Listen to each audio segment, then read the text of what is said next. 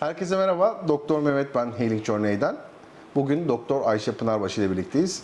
Ayşe hoş geldin. Hoş bulduk. Nasılsın? İyiyim. Sen nasılsın? Ben de iyiyim. Teşekkür ederim. Seni tanımayanlar için kendini tanıtabilir misin öncelikle? Tabii. Herkes tanıyordur eminim ama yine vardır tanımayan şanssız Vardır. insanlar. Tanımayanlar da. Ben dermatoloji uzmanıyım. Deri ve zührevi hastalıkları uzmanıyım. 15 yıldır estetik dermatolojiyle de ilgileniyorum aynı zamanda. Antalya'da çalışıyorum. Bu şekilde. İlk soruma geçiyorum. Bugün senin için birkaç soru hazırladım. Botoks nedir sorusuyla başlamak istiyorum. Botoks, Clostridium botulinum bakterisinin yaptığı protein yapıda bir toksin. Bu toksin en önemli özelliği kasları felç etmesi. Biz de bu özelliğinden faydalanıyoruz. Özellikle dinamik kırışıklıklara sebep olan kasların felç edilmesini sağlayarak kırışıklıkları engelliyoruz. Evet. Botoks uygulama alanları neler? Nerelerde uyguluyoruz bu botoksu, bu toksini? Şimdi en çok bilinen uygulama alanı yüz aslında. Yüzde çok fazla kas var mimik yaptığımız. Ve bu mimikleri yaparken kaslar büyüyor. Biliyorsunuz vücutta kullanılan bütün kaslar büyüyorlar. Büyüdükçe daha fazla o mimiği yapıyorlar ve o mimik artık deride çatlaklara, kırışıklıklara sebep oluyor. Bizim amacımız botoks yaparken bu kasların o aşırı çalışmasını yavaşlatmak. Yani dinamik kırışıklıkları engellemek.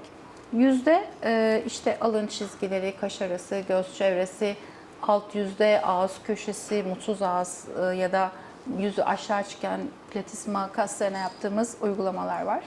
Ama botoksun uygulama alanı çok geniş. Migren hastalığı, işte el ayak koltuk altı terlemesi, gummy smile dediğimiz güldüğümüzde diş eti görünme durumu, işte Nefertiti botoks dediğimiz boyun botoksu gibi birçok alanlarda kullanıyoruz. En önemli başka bir kullanım alanı da masseter botoksu, diş sıkma tedavisinde kullanıyoruz. Etkin mekanizması tam olarak yani nasıl işliyor botoks? Toksin kasları felç ediyor. Ama bilinenin aksine kasın tamamını değil. Yaptığımız alanın işte 1-1,5 santim civarını durduruyor çalışmasını. Mekanizma bu. Dolayısıyla bu yavaşlatma bizim o kırışıklıkları daha az görmemize neden oluyor. Aşamaları neler botoks uygulamalarının? Şimdi bir hasta bana geldiğinde botoks uygulaması için bütün estetik uygulamalarda yaptığımız şey aslında önce bir dermatolojik muayenesini yapıyoruz. Yani estetik olarak ne durumda, neye ihtiyacı var ona bakıyorum. Tabii ki tıbbi anamnezini de alıyorum. İşte kan sulandırıcı kullanılıyor mu, botoks kullanmasına engel bir hastalığı var mı? Bunları değerlendiriyoruz. Tabii ki beklentilerini öğreniyoruz. Ne istiyor aslında? Bütün bunları değerlendirdikten sonra uygulamayı yapıyorum. Evet Ayşe, botoks uygulama sonrasında nelere dikkat etmesi gerekiyor hastaların? Botoks uygulaması yaklaşık 10-15 dakikalık bir uygulama. Basit bir uygulama. Sonrasında ama dikkat edilmesi gereken ufak tefek şeyler var. Özellikle o gün içerisinde, yani botoks uyguladığımız gün içerisinde yüzüstü yatmamaları, sırt üstü yatmamaları, özellikle ilk 4 saat çok önemli. Onun haricinde işte o gün işte hamam, sauna, spor, kuaför o gibi işleri ertelemelerini istiyoruz. Makyajdır, peelingdir öyle işleri de ertelemelerini istiyoruz. Ama normalde botoks yapıldıktan sonra günlük hayatına devam edebilir. Etkisi tam olarak ne zaman başlıyor? Botoks uygulaması yaptırdım. Ne zaman etkisini göreceğim? Üçüncü günde yavaş yavaş etkisini görmeye başlıyoruz. Yani kaslarda gevşeme, işte çizgilerde yavaş yavaş açılma. Tam olarak etkisini 10. günde ortaya çıkarıyor. Genelde de bizim yaptığımız uygulamalarda 15. günde bir rötuş yapmamız gerekiyor. Biraz beklemek gerekiyor o zaman yaptırdıktan sonra hemen etkisi çıktı, tuttu mu, Tabii, tutmadı öyle mı bir diye. şey yok, tabii. Kontrole çağırıyorsunuz hastaları yaptıktan Tabii sonra kesinlikle mutlaka. bir kontrol gerekiyor. 15. gün genelde kontrol süremiz. Yaş sınırı var mı botoks uygulamalarında? Aslında estetik düzelme isteyen yetişkin herkes botoks yaptırabilir. Yani 18 yaşında biri de botoks yaptırabilir. Çok genç yaştadır. İşte çok ciddi kaş çatma mimiği vardır. Kaş arasında çizgi oluşmaya başlamış olabilir. İfademiz bozulabilir mi? Botoks yaptırdıktan sonra. Normalde öyle bir şey olmaz. Söz konusu bile değil. Botoks yapıldığında ifade bozulması kesinlikle olmaz. Ama burada önemli olan şey şu. yeteri miktarda toksin uygulamak lazım. Düzgün kaslara gereken lokalizasyonları uygulamak lazım. Burada tabii ki yine devreye tecrübeli, işte anatomiye hakim ve uzman hekim olması gerekiyor. Yoksa o istemediğimiz işte şaşkın bakma, donuk yüz ifadesi ya yanlış kasa uygulama ya fazla miktarda botoks uygulama nedeniyle olabilir. Botoksun etki süresi ne kadar? Botoksun etki süresi ortalama 4 ay. Ama etki süresini uzatabiliriz. Şimdi burada önemli olan bazı noktalar var. 20 yaşında biri ya da 25 yaşında biri botoksa başladı diyelim. Onun artık kasları çok fazla büyümeden, deride o çizgiler olmadan biz bu tedaviye başlamış oluyoruz. Onda etki süresi 6 ayda olabilir, 7 ayda olabilir ama çok geç başlamıştır. Kaslar artık büyümüştür. 3 ayda botoksun etkisi geçer. Çünkü kas çok güçlüdür ama yavaş yavaş botoks yaptıra bu süreyi uzatabiliriz. Onun haricinde doku yenileyici, somon DNA ya da çapraz bazlı siyonik asit, gençlik aşısı dediğimiz uygulamalar da bizim botoks etki süresini uzatan uygulamalarımız. Ayşe bu süreyi neler kısaltır? Şimdi botoks yapılmış kişide bizim bazı uyarılarımız oluyor. İşte etki süresiyle ilgili zaten sıkıntılar var. Ya işte hemen geçti, hemen bozuldu, işte botoksum tutmadı. Bunların bazı sebepleri var.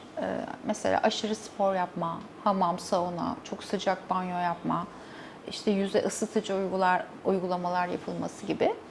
B12 vitamini alımı. Bunlar botoksun etki süresini kısaltır ya da PRP uygulaması botoksun etki süresini kısaltır. O yüzden bunlara dikkat etmesini istiyoruz kişilerin mümkün olduğunca. Bunlara dikkat ederlerse botoks etkisi genelde 4-5 ay civarındadır. Şimdi çok önemli bir soru soracağım. Botoks fiyatlarını etkileyen unsurlar neler? Birçok unsur olması gerek diye düşünüyorum. Birden fazla şey var. Şimdi bir kere hekimin uygulama kabiliyeti, sanatı, işte bir hekimin hasta memnuniyeti çok fazladır, tekniğinden çok memnundur. O kişi istediği bir fiyat söyleyebilir. Ama bir yerde botoks çok ucuzsa, orada bir sıkıntı var demektir. Botoks aşırı ucuzsa ya da ne bileyim piyasada ortalama değerin altında bir fiyata yapılıyorsa, orada uygun olmayan kişilerin yaptığı, uygun olmayan ya da kaçak, sahte ürünlerin kullanıldığını konuşabiliriz. Markalar da önemli değil mi? Bunda kullanılan malzemeyi hastalar sorması gerekiyor değil mi? Hangi malzeme kullanılıyor Evet, bunda diye. çünkü FDA onaylı toksinler var. Dünyada bellidir bunların adeti zaten. FDA onaylı belirlenmiş toksinleri kullanıyoruz biz de. Ama bunun dışında aynı kutuda, aynı görüntüde olan nasıl siz bir yere gittiğinizde bir çanta, fake çanta bulabiliyorsunuz değil mi? Çok ünlü bir markanın sahtesine aynıymış gibi görünüyor. Aynı şişede, aynı sahte ürünler kullanılıyor. Piyasada bu var ve biz bu konuyla ilgili çok üzgünüz gerçekten.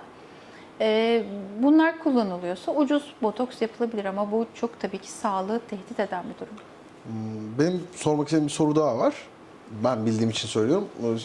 İkinci bir uzmanlık alanında, yani ilgilendiğin alan diyeyim, dermatolojiyle ilgili komplikasyonların da yönetimi ve tedavisi diye biliyorum. Bu konu hakkında da birkaç kelime söyler misin? Evet, şimdi komplikasyon bazen karşımıza çıkabilir. Bu bizim başımıza gelebilir. Risk her zaman var. Ama önemli olan burada uzman kişinin bu komplikasyonları yönetebilmesi, nasıl davranacağını, bunları nasıl tedavi edebileceğini bilmesi. Tabii ki bunlarla ilgili de uzun yıllar boyunca süren eğitimler alıyoruz. Yani sadece uygulama eğitimi değil, komplikasyon eğitimi de alıyoruz.